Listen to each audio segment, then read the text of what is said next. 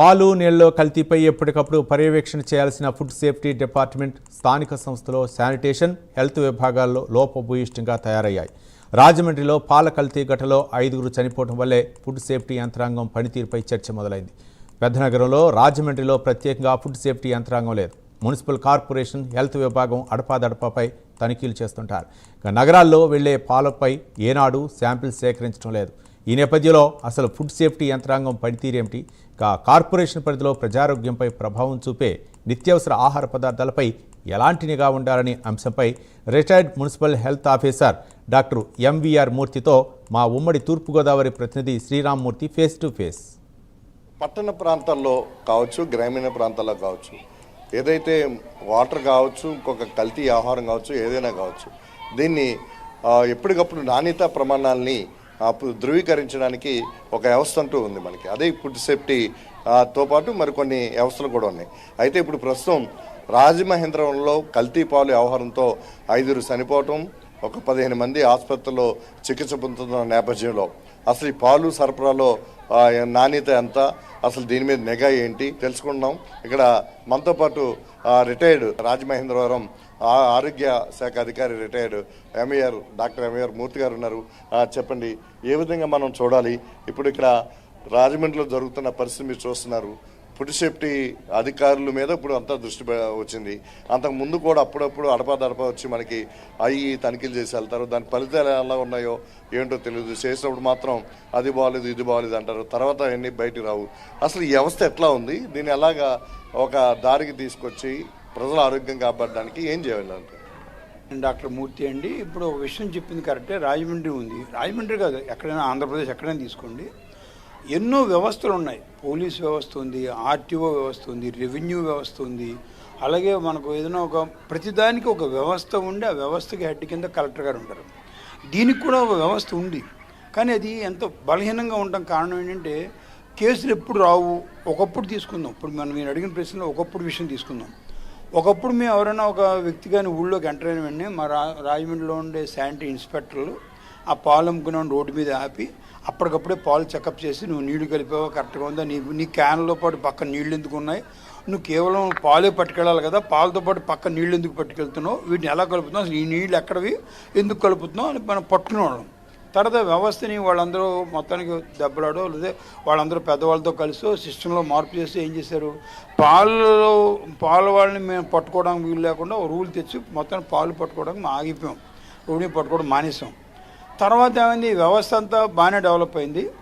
Develop అయిన తర్వాత ఏమైంది, ఇప్పటికి చాలా మార్పు ఏంటంటే రోడ్డు సైడ్ ఫుడ్ అప్పట్లో తక్కువ, చాలా తక్కువ.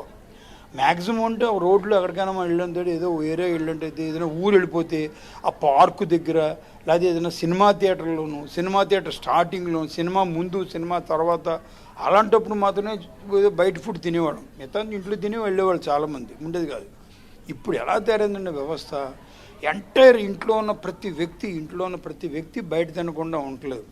ఉద్యోగానికి వెళ్ళాలంటే బయట తిని వెళ్తున్నారు, కాలేజీకి వెళ్ళిన వాళ్ళు బయట తింటున్నారు, జాబ్కి వెళ్ళి ఆఖరికి ఎవరైనా వేరే ఊరి నుంచి వచ్చినా బయట తింటున్నారు. మనం కూడా బయట తింటున్నాం, బయట నుంచి ఆర్డర్స్ తెప్పించేసుకుంటున్నాం, తెచ్చుకు తినేస్తున్నాం, ఎలా పడితే తింటున్నాం. ఎంటైర్ ఫుడ్ వ్యవస్థ అంతా రోడ్డు మీద ఉంది. ఇప్పుడు అసలు ఈ పాలు, కల్తీ పాలు మన చుట్టుపక్కల ప్రాంతాల నుంచి దాదాపు 100ల సంఖ్యలో పాలు క్యాన్లు పట్టుకుని వస్తారు. అలాగే మీరు చెప్పిన సంఖ్యలో 100,000 సంఖ్యలో బడ్డీలు ఉన్నాయి. సరే, ఇవన్నీ చేయడానికి ఇప్పుడు ఒక కనీసం మున్సిపల్ కార్పొరేషన్ పరిధిలో పవర్స్ ఎలా ఉన్నాయి, అసలు ఎంతమంది దీన్ని చేస్తూ ఉంటారు? ఒకవేళ ఫుడ్ సేఫ్టీ సెపరేట్గా ఉన్న టీం ఎంత ఉంది? వాళ్ళు వస్తే మీకు వాళ్ళకి అంటే మున్సిపాలిటీకి ఒక సమన్వయం ఉంటుందా, కోఆర్డినేషన్ ఉంటుందా? ఉంటుందండి. వాళ్ళు వచ్చేప్పుడు మాకు ఇన్ఫామ్ చేస్తారు. మా దాంట్లో ఉండే శానిటరీ ఇన్స్పెక్టర్లు, మా దాంట్లో 4-5 ఫుడ్ దాని మీద ట్రైనింగ్ అయిన వ్యక్తులు ఉన్నారు. వాళ్ళతో కోఆర్డినేట్ చేస్తారు. మా కమిషనర్ గారు అక్కడ పంపుతారు, వెళ్ళి తెచ్చుకోమంటారు. మా హెల్త్ ఆఫీస్ దాన్ని ఫాలో అవుతారు. అలాగే శానిటరీ సూపర్వైజర్లు ఉంటారు. మా దాంట్లో ఇప్పుడు ప్రజెంట్ ఉన్న శానిటరీ సూపర్వైజర్ ఒక ఆయన ఉన్నారు, శానిటరీ ఆఫీసరు శ్రీనివాస్ గారిని. ఆయన ఫుడ్ సేఫ్టీ దాంట్లో చదువుకున్నారు. ఆయన ఇంతకుముందు 2-3 రిటైర్ అయిపోయాడు, 2-3 ఉన్నారు. కానీ అంత బలం వీళ్ళకు ఉండదు. వీళ్ళు కేవలం స్టేట్ గవర్నమెంట్ అపాయింట్ చేసిన ఫుడ్ సేఫ్టీ ఆఫీసర్లకు ఉన్నంత బలం, అంత దమ్ము, అంత మనం పట్టుకోవడం, దాని మీద శాంపిల్ తీసి వేయటం ఉండదు. అప్పటికీ మా వాళ్ళు వెళ్తూ ఉంటారు, వెళ్ళకుండా ఉండరు. కానీ అంత బలంగా దాని ఉండదు. ఎంతలా ఉండాలంటే, వ్యవస్థ ఎలా ఉండాలంటే, పోలీసుని చూసి మన ముగ్గురు ట్రిపుల్ రైడింగ్కి వెళ్తుంటారు. పోలీసుగా ఒక సెంటర్లో పోలీసు వ్యక్తిని చూసిన టక్కని దిగిపోయి ఇద్దరు వెళ్తారు, భయపడతారు, ఏమైనా పట్టుకుంటారో ఎందుకు లేని. ఆర్టీఓ ఆఫీస్ని చూస్తే భయపడతారు, నెంబర్ కరెక్ట్గా లేదు. అలాంటి భయం హోటల్ పెట్టిన వాడికి, ఫుడ్ పెట్టిన వాడికి, అమ్మేవాడికి రావాలి. టెస్టులు చేశారు రాజమండ్రిలో, ఒక 30 షాపులు ఎన్నో, కొన్ని చోట్ల కుళ్ళిపోయిన అవన్నీ ఉన్నాయని, దుర్వాసన కొడుతున్నాయని కూడా గుర్తుంది. కానీ టెస్టులు ఇప్పటి వరకు వచ్చినట్టు కనిపించదు. టైం పడుతుంది. వాళ్ళు మాకు టెస్ట్ చేసే ల్యాబ్ ఒకటి వచ్చే శాంపిల్ లక్షల్లో ఉంటాయి. టైం పడుతుంది, వస్తుంది, రాకుండా పోదు. చాలా రోజుల తర్వాతనే వస్తుంది. ఆ రోజు మీరు పట్టుకున్న ఐటమ్స్ చాలా తేడా ఉంది అని వస్తుంది. రాగానే దాన్ని ఇమీడియట్గా ఏం చేయాలో మామూలు చేస్తారు, పట్టుకుంటారు, వాళ్ళని ఆపేస్తారు. కానీ వాడికి ఏంటి, వాడు దీంట్లో చేయలే ఉంది. బజ్జీలు పట్టున్నాను, మీరు రేపు పకోడీ అమ్ముతారు, పకోడీ పట్టున్నాను, ఎల్లుండి ఇడ్లీ అమ్ముకుంటారు, ఇడ్లీ పట్టున్నాను, ఎల్లుండి చపాతీ వేసుకుంటారు. నేను పట్టుకుని తోటి మీరు అమ్మేది వెంటనే మారిపోతుంది. మళ్ళీ 6:40 మళ్ళీ చపాతీ పెడతారు, మళ్ళీ ఇడ్లీ పెడతారు. నేను ఎలా పట్టుకోగలను మిమ్మల్ని? నేను పాల వ్యాపారం మేము పట్టేసుకున్నాను, రేపు పొద్దున్న పెరుగు ఒకటే అమ్ముతుంటారు. నేను వెళ్ళి మళ్ళీ వచ్చాను, సార్ మీరు చెప్పినప్పటి నుంచి పాలు ఆపేసాను సార్, పెరుగు అమ్ముకుంటున్నాను సార్, మనం ఏమంటాం?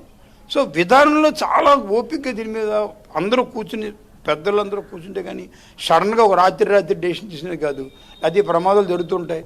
వాటర్ కూడా అంత ప్రమాదం, అన్ని ప్రమాదమే. ఇది డాక్టర్ మూర్తి గారు చెప్తున్నది. ప్రత్యేకించి కొంత వ్యవస్థని ఏర్పాటు చేసుకుని, ఒక హోంగార్డ్ తరహాలో కొంతమంది స్టాఫ్ని అవుట్సోర్సింగ్లో పెట్టుకుని దీని మీద శిక్షణ ఇచ్చి దీని మీద నిఘా పెట్టాల్సిన అవసరం అయితే ఇప్పుడు ఎంతైనా ఉందని చెప్పేసి డాక్టర్ మూర్తి గారు చెప్తున్నారు. కెమెరామెన్ నానితో శ్రీరామూర్తి, ప్రైమ్ న్యూస్, రాజమండ్రి నుంచి.